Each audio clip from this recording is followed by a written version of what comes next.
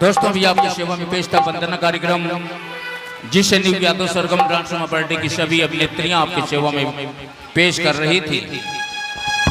अब आइए आपकी सेवा में पेश कर रही हैं ये ग्रुप डांस का प्रोग्राम। आइए चलते हैं संगीत की दुनिया में।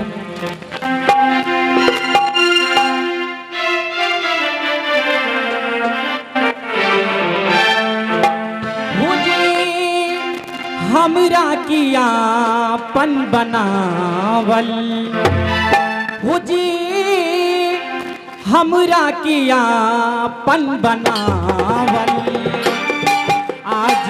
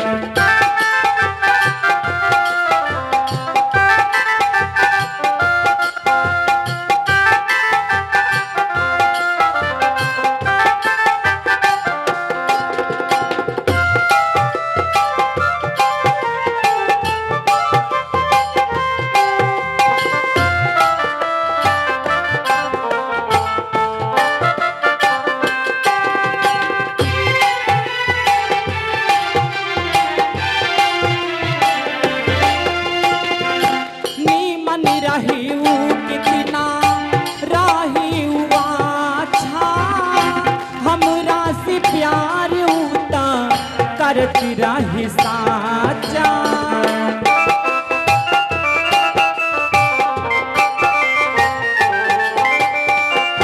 नीमन रही कितना राही अच्छा, हमरा से प्यार उता करत रही साचा वो नाम लिख के वो दिल पर हमरा वो नाम लिख के वो दिल पर हमरा आज उहे मिटा बन करेला जी, हमरा किया पन बनावल।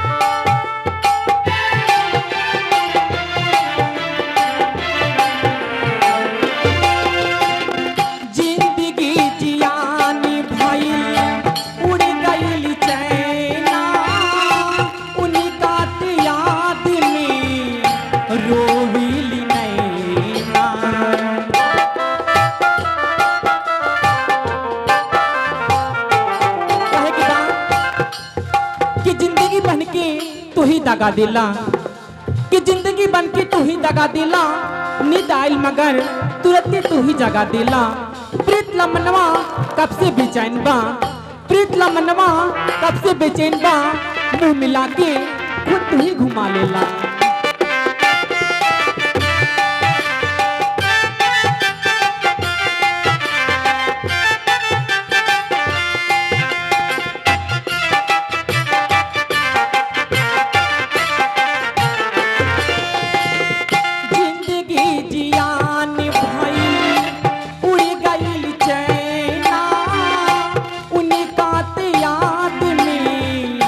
रोविली नैना